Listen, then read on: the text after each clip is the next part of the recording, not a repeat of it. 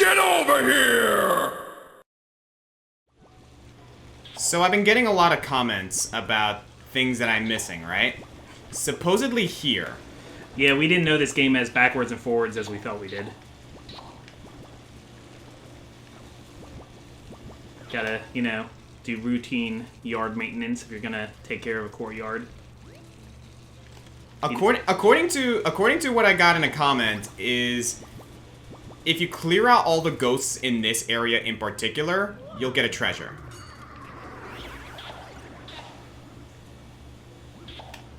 I don't know how true that is, but we're about to find out. Multiple people said it, so I trust them. Mm-hmm. I definitely have never done this before, because I just tend to assume that all these guys... Like, I think of the courtyard as a hallway, and usually the hallways, they just keep respawning, I thought. That's what I thought, too.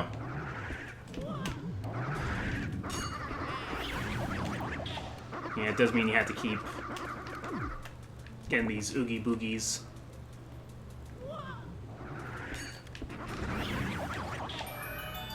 Oh, wow! Yeah. I never knew this. Interesting how the lights come back on outside where there are no lights. Yeah, seriously though. That's the thing that always got me. I just always assumed that this place was always dark because it was outside. I thought because it was a hallway, so most of the time the hallways don't get lighter until after you've defeated the area's boss or something. But yeah, I guess it's true because look, the lanterns are lit now. Yeah. And someone kept telling me that I kept missing this, but it's just a toad, guys. Yeah, we've gotten that before. Now, another thing that we apparently missed. The treadmill, right? Yes.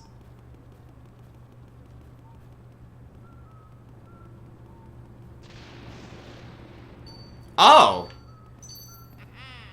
You know what? So now we can open that one door and move faster. Wow, okay, yeah. I feel dumb. They put that out of the way, though. They kind of do. Like, once you defeat the bad ghost in here and you defeat the Boo, you're not really looking for things anymore. Exactly. So, that's kind of dumb. But at least we have a way to get back there now. But at least it's not a key that's, like, completely necessary for the game. Uh-huh. It's just... now traversal is a little easier. Right. Apparently, also, we missed a lot of exclusive treasure ghosts that were restricted specifically to the Blackout. So, that's a thing? Yeah. I didn't know about that, honestly. Well, we're definitely not getting that S rank, but... We probably aren't, but hey, again, that was never our intention to begin with. But I think now we can go ahead and continue where we left off. So, how's it going, everybody? Green Scorpion here. And I'm the Comic Foil. And in today's episode, we're going to explore more of the mansion, basically. And, just go about our business. Yeah, so we are on Phase 4, which is like the final phase of the game, because we've defeated the first 3 bosses. Right. Now. I'm also double-checking rooms that maybe I feel we may have missed previously. In regards to booze. I will say this much. I do now know why I was never able to get every single boo in my previous playthroughs. I never knew about that secret room in the storage room. Oh, yeah. Where the treasures are. I never knew about it, so this was literally my first time covering that room. Isn't it great, though, that this game is 20 years old and you're learning new things about it? Yeah, actually. I'm not gonna lie, like, I'm glad we decided to play through this. I guess I should express my thanks to Joe. Joe was actually the person who recommended we play through this game for thanks, Q&A. Joe. Joe's like the phantom of this channel. You never see him, but he looms over everything. I have also since hired him as as sort of like a creative consultant of sorts, so... Sing for me, my angel of content. There's a trick to keeping those things those guys in place, but I haven't figured it out yet. Speaking of Joe, I mean, you know this, obviously, but Joe's going to be running a D&D campaign soon, and Oscar and I are both in it, and I'm just super excited for it. I'm looking forward to it as well. And Amber's also in it. They've been contemplating the possibility of, like, putting it on Twitch or something. Oops. But I haven't decided on that yet. I mean, that's all up to Joe. Anyway. Whoa! Oh, get him. Let's see if I can. Oh, crap baskets. Yeah, this is an inconvenient place to find him. Because you gotta get through all this dust. And not the Elysian tail kind. Whoa! Oh, that helps. I don't know if it does. We shall see. Well, now you can move around more, at least.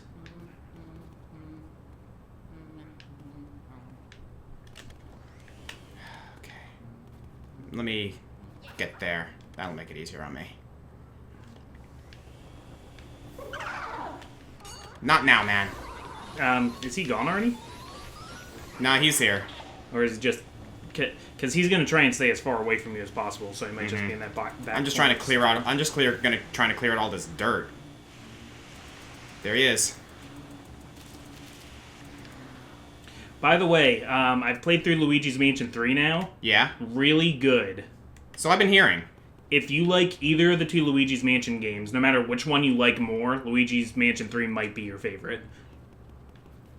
It like really marries the two games. It's the best of both worlds. Speaking of Joe, unfortunately he's not a fan. Of Luigi's Mansion 3? Yeah. I'd be interested to talk to him about it.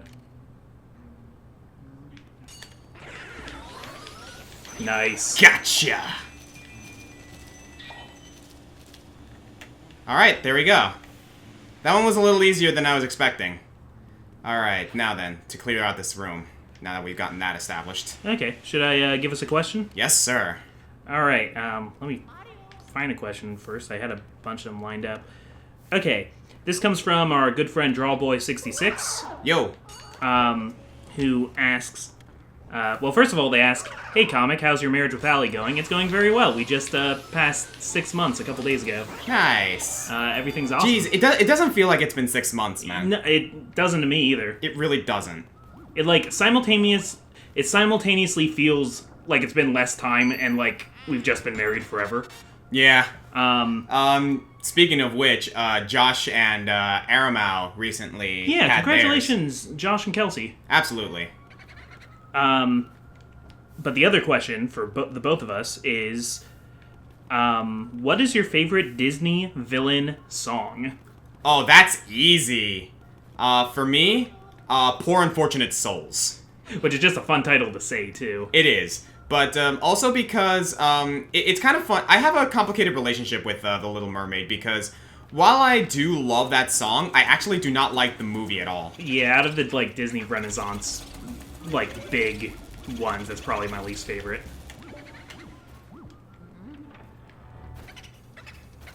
I didn't catch this boo's name. Ah, dang it! You! What a jerk. I think... I want to say Be Prepared for me. That's also a really good one. Scar, the Lion King. But I also really like Friends on the Other Side. Oh, yeah. That's a recent one, too. Yeah, I wish... My only thing with Friends on the Other Side is I wish it was longer because it's so good. Yeah, no, I agree. But then again, the way it like builds up and stuff, maybe it's good that like the actual villainy part of it is so short. Mm-hmm. Another one, I stand by that I really, really love Poor Unfortunate Souls. A runner-up for me, however, is Hellfire. Dang, I forgot about Hellfire. The Hunchback of Notre Dame. Oh, yeah. Such a good theme. Hunchback of Notre Dame is super underrated. I agree. Like, I know annoying gargoyles, blah, blah, blah, but, like, they're not that bad. They really aren't. The movie has some tone problems, but the parts of it that are good are better than, like, anything else Disney has done ever. Yeah. I think the thing about The Hunchback of Notre Dame is that it's disappointing because it missed a lot of really, really good opportunities. It's not bad in the grand scheme of things, but, like, say, the gargoyles being a figment of Quasimodo's imagination. Yeah, if they just kept to that. Yeah, if they kept to that, that was a totally missed opportunity. That would have been really funny and really sad and super poignant. Mm-hmm. Unfortunately, they missed on that. One of the biggest problems with the movie, I think, was that the writers wanted the movie to be a certain way, and tend towards the darker and all this stuff, but I think there's a lot of mandates from Disney itself to make sure that it was marketable. Yeah. So, like, the gargoyles got pushed out further more and more, and it cracks me up. There's this old Burger King commercial when there were Hunchback of Notre Dame toys at Burger King, and it's, like, a little kid saying, like, I had a dream that I was at Burger King, whatever, and there was a celebration, and they're, like, showing clips from the movie, too, of, like, Quasimodo at the Feast of Fools when he's, like, the king and he's all happy and they're raising him up. And she's saying, like, it was just like Quasimodo. But, like, if you see the movie, like, that scene precedes them, like, tying him down and beating him with vegetables. Oh, boy. So it's... Yeah, Disney wasn't willing to make a risk and keep it from... They pushed a bunch of marketable stuff into it, and that really messes with the tone. But then again, you could say the same thing about a lot of the source material that they pulled from. Like, a lot of the stories from original Disney come from the freaking Brothers Grimm. Yeah. That's really, really dark stuff. Well, and anybody who if you say that Hunchback of Notre Dame is bad because it's not like the book, you're wrong. Because, no, it's not very much like the book, but there have been countless adaptations I don't know why since I'm chasing after then, this heart. including the MGM film, including the 1940s film, which was more about social rights, and including the operetta. It has the most in common with operetta, which rewrote a lot of the story and was written by Victor Hugo. Yep. I think Victor Hugo would be okay with this movie. Yeah, he totally would be. It's the next adaptation. It's continuing the story and reading into new themes. But yeah, answer to the... Oh yeah. So, you got so Four answer Unfortunate the... Souls, I got Be Prepared, we both got Hellfire. Mm-hmm. What? I'm trying to think if there's any... Jafar never has a villain song. Technically he does. It's a reprise of Prince Ali. Right. Yeah. Which honestly I think is really good. It is a good reprise. Mm-hmm. It's a very short reprise, but it's a good one. I tend not to count those. Prince Ali, fabulous he... Anyway. Shall we move on? Yes.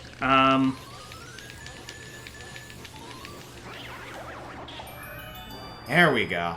Hornets Hollow Knight wants to know if we've ever tried ROM hacks of any games. I have, actually. Woo, treasure! Yeah, I'm not much into the ROM hacking scene. I'm not either, but I have tried a couple. I actually have tried out a few levels of Kaizo World. Oh boy. Oh boy, why did I put myself through that torture? Other than that, not really, except for maybe just a couple of things that I maybe found on Newgrounds when I was a high schooler / college student. One in particular, I saw this one online recreation of the first Super Mario Brothers, but instead of just Mario, you could use like all the other characters. Like from Nintendo, you could use Samus, you could use Link, okay, you could use Mega Man. It was actually really interesting going through the booze in here somewhere. Going through the original Super Mario Brothers, but with the controls of like 8-bit Mega Man and 8-bit Samus and whatnot. Like, what would happen if you could utilize the powers and abilities of these characters in the setting of Super Mario World? That's basically what this game answers, and it's actually kind of cool. I played a game like that, but I don't think it was a ROM hack. I think it was made from the ground up. I'm not entirely sure myself either, to be Super honest. Mario crossover? Yes, that's it, actually. Okay. Maybe that's exactly it was what it is. Yeah, I've tried that. It's pretty cool. Yeah, it's not a ROM hack, mind you, but it's a recreation, and I kind of, like... Oh, son of a... Don't tell me. There's also... Yeah, he escaped. There's a similar game called Super Mario Trothers, which is Super Mario Brothers, but Tetris blocks are also falling from the sky. Oh my. And you have to switch controls between controlling Mario and controlling the falling blocks. Wow, that's interesting. Which is sort of like the Tetris Puyo Puyo thing. Yeah, other than that, nah, I can't really say I delved into ROM hacks all that much, to be honest. If I'm going to play a ROM hack, it's probably going to be just to translate something that isn't in English. Boy, I remember these guys being a pain. They are a pain, but I like them. Alright. Because I like clockwork stuff. Mm-hmm.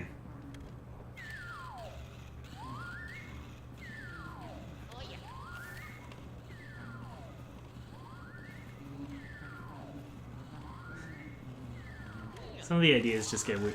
One thing I really wish Luigi's Mansion 3 had, though, it brings back something kind of closer to the Portrait Ghosts, where each, boss ghost has a personality, and the mechanics of them are even, like, kind of deeper. But I wish... There's no, like, Game Boot horror or anything to, like, scan them and, like, see what they're saying, and they don't go into portraits at the end, so most of them you won't even get their names, like, while you're playing the actual game. Yeah. And there's no, like, bios for them or anything. And I think with that small touch, it would have been a lot better. Oh, no! Oh, no. Alright, I'm gonna see if I can try something here. Okay, there we go.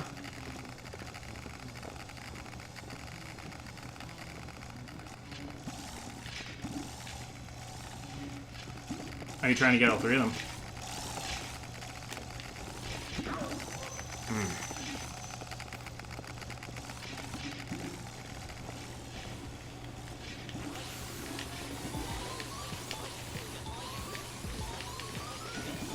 Oh. Pretty good. Well, while you're fighting off these two... Got them both! Nice. They are hard. They are hard. I got a question here from Blazing Larvesta, Alright. who asks, what are some of the best and worst video game remakes you have played? Ooh. Huh, that's a good one. I personally tend to be really critical of remakes because I'm a collector, and chances are if they're remaking a Nintendo game, I have the original of it. Mm-hmm. There's just a lot of remakes I just don't like because I feel like it could be easy to mess something up. The worst remakes, it could be easy to lose the preservation of what the original was. Oh yeah, absolutely. Like, if I'm going to be completely honest, no, I wouldn't say the Mario and Luigi games were bad remakes in general, but I do feel like it lost a little bit of what made them special in the first place. I would rather play the original versions of those. Yeah, that's what I'm getting at. I don't think the remakes are terrible. They're not at all. Like, if I do feel like it lost some of its charm. Yeah. I can say the same thing actually, specifically saying about this one, the Luigi's Mansion remake. What, that it's good or that it's... I actually think the original's better. Yeah, I think the original's better too. Particularly because of control things. It's also I don't know, it's like listening to something on vinyl versus a CD. I just kind of like the old tactile feeling of the GameCube. Mm-hmm. That's kind of what made Skies of Arcadia Legends a really good remake, is because they kind of preserved everything's there, and then there's just a little bit more. Yeah. Like, that's an example of a remake done really, really well. It's almost not a remake, though. It's more of a port. It's like a deluxe port. Essentially, yeah. If this counts as a remake, it's, so different I almost don't want to call it a remake, but a Metroid Zero Mission. It's a retelling of the original Metroid story, but everything is so revamped and... That is true. No, that's a really good one. But if we're talking about bad ones, one in particular, again, this is more of a port than a remake, but I do recall that the port of Chrono Trigger on Steam was particularly not great. Oh, that's too bad. I have the one on the DS, and I really like it. No, the one on the DS is, famously good. Have you ever tried, Metal Gear Solid 3 Snake Eater on the 3DS? I have. It's not great. It's kind of rough. It's really rough. Again, it's not terrible, but playing something on the 3DS with that was clearly meant to be on PlayStation, it's not good. Again, a lot of remakes tend to be bad when you implement a different control scheme that is not designed around what the game is supposed to be. And I think Snake Eater on the 3DS is a good example of that. Pokemon remakes are generally really good. Yes. Fire Red and Leaf Green is my favorite way to play Generation 1. I completely agree with you. I love Heart Gold, Soul Silver. Yeah. The only one because I'm a grumpy old man, I'd rather play Ruby or Sapphire than Alpha Ruby and Omega Sapphire, but... Flip it. Omega Ruby, Alpha Sapphire? Yeah. Oh, right. See, it's weird, because Alpha should come first, so it should be... But I get it, that, the skull thing kind of looks like an A, and... Yeah. But yeah, I always want to say Alpha first, because it's Alpha and the Omega. I can't really think of a remake that I can say is legitimately, the worst. I do recall that the Sonic the Hedgehog remake on the Game Boy Advance was really, really, really bad. Yeah, that's probably about the worst I could think of. Well, the literal worst I could think of is Pac-Man for the Atari 2600. You know what? That is a good example. Like, if we're really trying to pick, like, what is But again, like technically the worst. But again, the only reason I know about like the Sonic remake on the Game Boy Advance is because Rabbit Luigi talked about it. Yeah, those are both just like more history points. It's not really from personal experience so much as just we know those are really bad. Jesus, boo. If I had to pick my favorite remake of anything, I'd say Fire Red and Leaf Green. Because even though I think Heart Gold and Soul Silver are better games than Fire Red and Leaf Green, I think the jump in quality between Red and Blue and Fire Red and Leaf Green is just, like, so high. No, I completely agree with you. If I had to pick my favorite... Oh, yeah, P says this already. If I had to pick my favorite remake of anything? And same thing with Metroid Zero Mission. It's like, hey, we didn't really know how to make a game back then, so we're gonna make it again with, like, modern game design sensitivity. Yeah. I know for a fact that I really, really love Heart Gold and Soul Silver as remakes. I don't count Sonic Mania. That's more just like... Oh, well, that's an entirely new game. Yeah. Even if it does reuse some levels. Yeah, I don't really know which one I don't really know which one I would say is my favorite. I guess Heart Gold and Soul Silver off the top of my head. Kirby Superstar Ultra. That is a very good one, is a yeah. very good remake. And so is Nightmare in Dreamland, because that's a remake of Kirby's Adventure. That is, actually. Alright, next question. Alright, let me... Ah, here we are on the roof. Oh yeah, this is a cool secret area. Is it a secret area? Well, it's an area you don't completely need to go to, I think. I think coming up here is just for, like, more treasure. Really? I think, if I'm remembering correctly. I kind of appreciate the tribal shy guys just, like, going around the fireplace. So this comes from Yap Youngliang, who asks, what League of Legends champions would you like to have a Star Guardian skin in the future?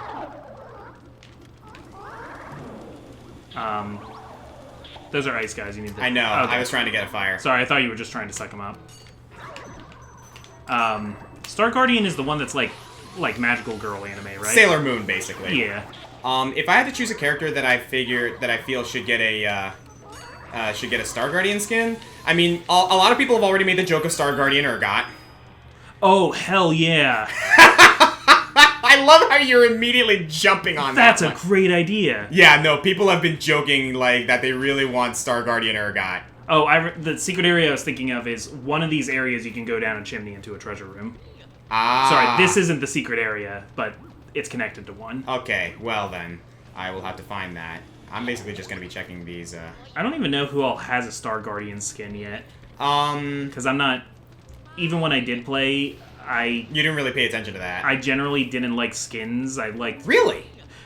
Like, there were certain ones that I really liked, but I kind of liked to preserve the character and to keep them in what they, like, looked like in quote-unquote canon.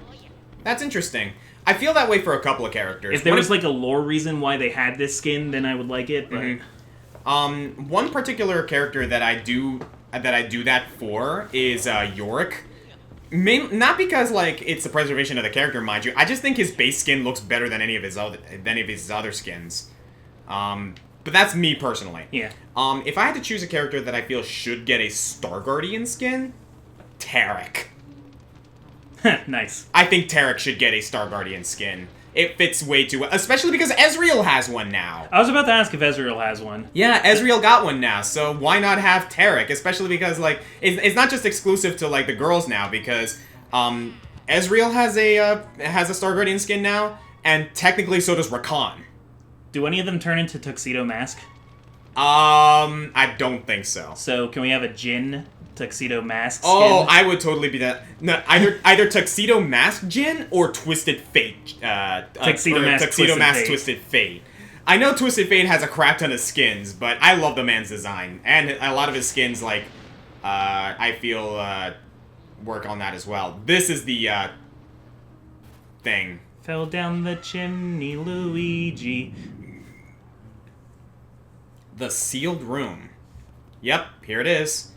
I have a feeling that there is a treasure ghost in here. Probably. But yeah, if I had to choose a character that I wanted a... okay, this is our way out.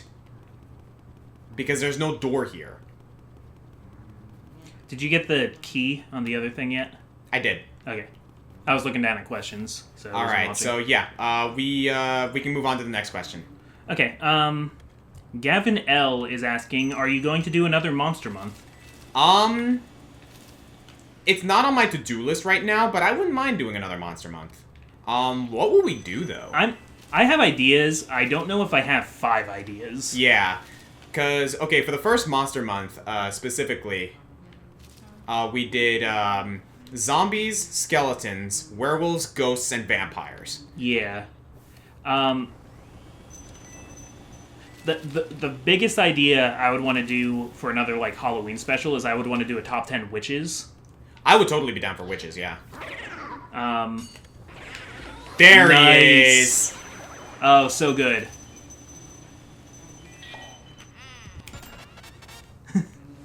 I love that little jingle. There's definitely things we could do. Like, I know in the zombies list we said that mummies are practically zombies, which a lot of people really disagree with us on. Really? But I could see... I mean, I could see the theming being very, very different, and it totally is, but... Because the only mummy we had on the list was a Conra. Yeah. But really, it's just like, it's a mummy, or it's a zombie in bandages. There's a lot of special things about zombies, but I see it as a subtype of zombie. It basically is. But that said, I could still see doing a top 10 mummies. I could get behind it. Like, there are plenty of candidates for that. Like, Amumu is a character. I know there's Anacris from Darkstalkers. Oh, there they are! There's Chuck D. Head from Decap Attack. That's a lot of ghosts. I wish he waited until after I got him. If we put Con Ra on the top 10 mummies list, then instead of talking about him, we should pick out another zombie to replace him on top 10 zombies. Maybe, yeah. And we could just say they posthumously trade places. Some people say... It's interesting because, like, if you look at Killer Instinct, there's no real zombie on that countdown, on that roster, besides Con Ra. Yeah, that's the only mummy. Yeah, he's the only mummy, but he's also technically, for all intents and purposes, the only zombie. Also, he has mummy theming, but if you look at what a mummy is, he was never preserved in his bandages, so technically he's not a mummy, because he was cremated. That is true. You don't cremate mummies. They cremated him and hid him in an urn because they didn't want him to regenerate. That's right. So I'd say he's... I mean, I would still put him on a mummy list just because, like, he gets the whole mummy theme across. Yeah, but that's about it. You didn't open that one chest yet. Which one? Oh, I didn't. Also, maybe check the chandelier. Mm-hmm. Yeah, sorry. Commentating and playing video games at the same time, guys, is hard. Ah, good catch. I think that's everything. That picture is unique, I'm wondering. Huh, he doesn't have anything to say about it. Alright, so this room is sealed off, so this is our only way out. What? No, Luigi, I need you to... Was it looking at the reflection of the treasure chest? It might have been.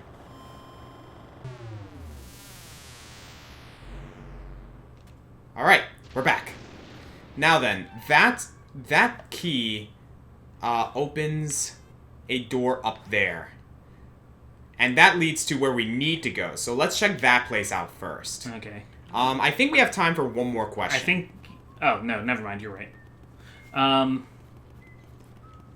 Okay, here's a question from Sean McFadden. Wrong way. Granted, this question was asked a while ago. All right. Because we took a while releasing the last few Luigi's Mansions. Yeah. But, have you played Fire Emblem Three Houses yet? Yes. And what was the first house you played? Alright, so not only did I beat Fire Emblem Three Houses, I pretty much played through all the routes and everything. The first route I played through was Golden Deer. And you know what? After contemplating about it and thinking about it, I originally said that Golden Deer was my favorite route. I think now Crimson Flower is. I've only played through the Golden Deer route and Blue Lions, right?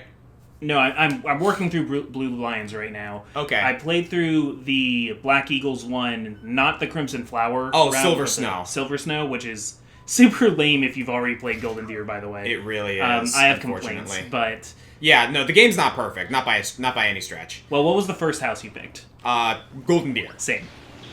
And I think all around that's my favorite group of characters, but not really like by a long shot, because I generally like almost all of the characters in Three Houses. Yeah, no, I completely agree.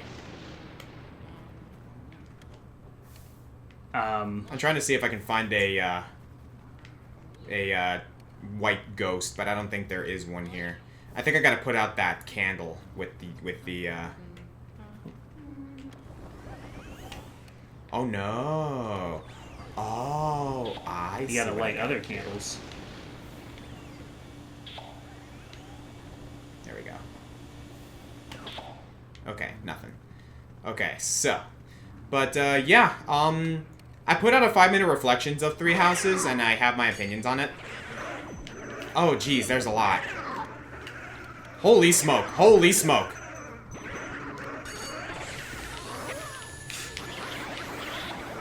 Wow, man.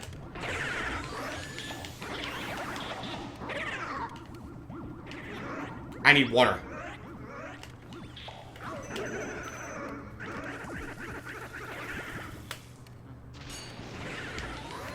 Overall, I will say that Fire Emblem Three Houses definitely met my expectations.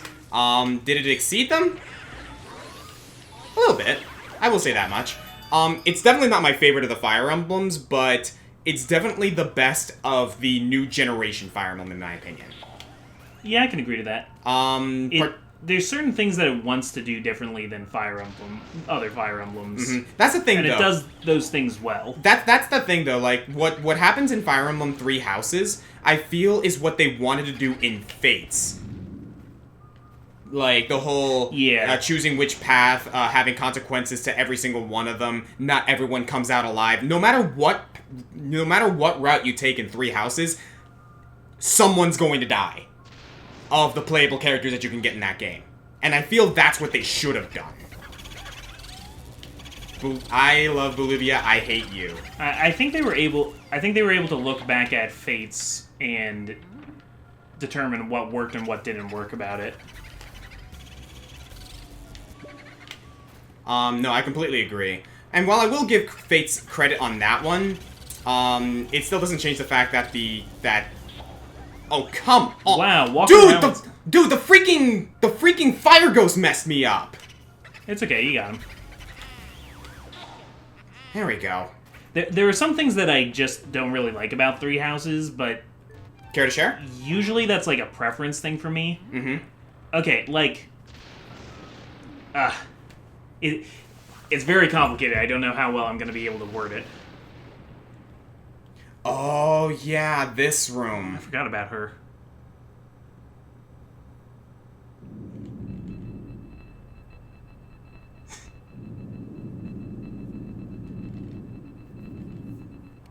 Jeez. Okay. So some of the ways that it splits up the story, I guess... I can't really describe it without getting into spoilers, but yeah, there's some cases where the story it's telling would actually be better if there weren't multiple story paths. You want to know what the problem is, and this isn't going into spoilers, but it's I mentioned it in my 5-minute reflections. The way they split the stories makes it so that you wouldn't know certain details about one path unless you've already played another. Yeah. And that gets into a really, really, really bad storytelling habit of showing and not... telling and not showing. It is way too easy for certain characters to just die off screen. Mm-hmm.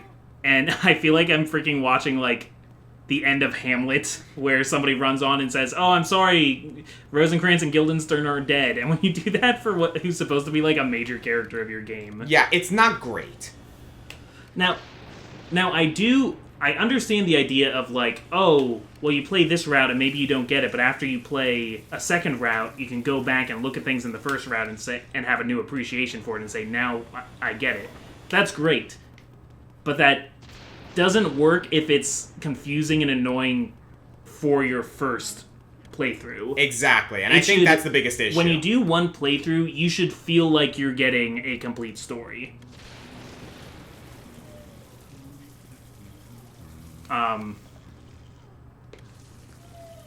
For example, I feel like the reveal of who the Flame Emperor is almost always going to be an anticlimax for you. When you get to a certain point, yeah. Because it's either told to you really unceremoniously, or it's told to you with, like, some actual weight behind it, except in this playthrough you don't even really know much about that character. And there's just a lot of things like that. And the fact that the Silver Snow path, like, even exists and is just if they were going diet version of the Golden Deer path is, like, terrible. I at first really liked the idea that it gave us, like, oh, there's a fourth path. That's really cool. Make it different. Yeah. If you're gonna have 4 paths, make them different. Like, the fourth path is really different and is really good. That's the Crimson Flower one. Yes. But it's there because the main path of Black Eagles is kind of really lame. Exactly. At this point, okay, spoiler warning kinda sorta, guys. I'm basically just going to flat out say it. The Silver Snow path is basically just watered down Golden Deer. Yeah. That's all it is. And it's kinda stupid. And I don't know if it's because I just haven't gotten far enough in Blue Lions yet, because I hear Blue Lions is more different, and I hear Crimson Flower is very different, and yes. I'll get to those. But right now, it feels like there's not enough different between the different paths. Like, no matter what, the first half of the game is going to be almost identical. So for a game that wants you to play through different paths, that's, like, a lot of retreading old ground to do.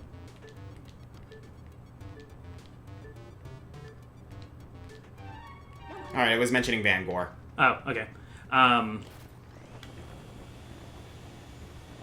What kind of saves it is that, you know, even though the first half of the game is really similar no matter what route you're taking, so that's a lot to have to repeat, it is still good that, like, you pick a different house and you get new students and you get attached to them, and that's what's able to, like, carry me through that, you know? I completely agree. Because... And the fact that you had to choose that class makes them very special to you, but you're making me repeat a lot of gameplay.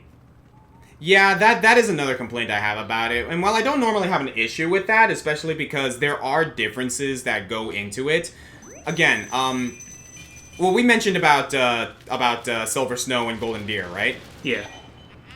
I feel the other issue is that because Silver Snow is basically just a watered-down Golden Deer path, the Golden Deer path ends up becoming a little devalued as a result. Yeah, that too. It kind of, like, took things away from... Like, it took things that were cool in Golden Deer because of the characters and the party that you were experiencing with, and then suddenly it's like, oh, but these characters can do it too, and this happens here too, so it's not special anymore, and that kind of pisses me off.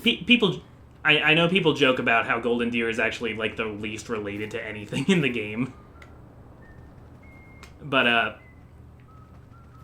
I don't know. It's just dumb. And when I talk like this, it makes it sound like I completely don't like the game. And that's not true, but... Because, like, I love the game overall. Like, I had a great experience. I love the characters. I do love the story, especially because of the concept behind it. And I love the fact that, hey, it does what Fire Emblem Fates wanted to do. And that was create a scenario where no matter what route you take, something is going to go wrong. And something is going to happen that you're not going to like. I love that. Iron it out a little more, guys, and I think we might have something special come the next Fire Emblem game. Or try to go back to roots in the Fire Emblem series and give us a scenario where it's just one story, no paths, but tell a really, really good freaking story. That's kind of what I appreciated about Shadows of Valencia, the remake. Uh-huh.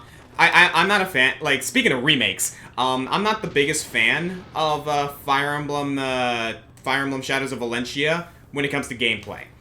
The story was phenomenal. Yeah. Like, it told a fantastic story. I'm okay with the gameplay of that one, because even though it's not as good as other Fire Emblems, I feel like it's still preserving something about the original Fire Emblem Gaiden. I can appreciate that. So I just, like, appreciated it in, like, a historical sense. Mm-hmm. No, I completely agree. But, on that note, I think we're out of time. Yeah. I made a 5-minute reflections on it, but overall opinion of Three Houses, there are still things that can totally be improved upon. There are a couple of things about it that make me mad, but all in all, if you want to experience a good Fire Emblem game, this is a game I feel will do that for you. That being said... Can you water that plant? I already did, actually, a while ago. Like, when we first fought Bulosis. Okay, my bad. But, no, it's cool. I will say this much. If you're looking at Three Houses as your first Fire Emblem experience, no. I don't think it's a friendly game to newcomers. I think a lot of people who, if you don't have I actually disagree, because if you don't have preconceptions about what Fire Emblem should be, then a lot of the things about it probably won't even bother you. That is true. However, my biggest issue with it is the fact that the beginning of the game is extreme information dump. It is overwhelming. Some people like that sort of thing. Like the running... So this is my thing, like, the whole running around campus all the time and managing all this stuff, that's, like, done well. It's a good system if you like that sort of thing, but I also can't get past the fact that if I was playing Blazing Sword, I would, like, already be on Chapter 7 by the time I was on Chapter 2 of Three Houses. Okay, well, then I'll rephrase. It's different. If you're looking for a game, if you're looking for a good Fire Emblem first experience, I still recommend Awakening. Awakening's not that hard to get into, and overall, like, the mechanics are easy to understand. It's a played straight Fire Emblem game, kind of, sort of. Yeah, if you're looking for something more like Persona 5, then that's exactly what Fire Emblem Three Houses is. Pretty much. And it works. Anyway, let's get out of this tangent, shall we? I'm the Green Scorpion. I'm the Comic Foil. And in the next episode, we're going to go ahead and check out that room. Sean McFadden, you got us talking about Fire Emblem again. Amber's getting tired of it, honestly. Fire Emblem is tearing my marriage apart. I'm not married yet! I know. Gosh, even you, man.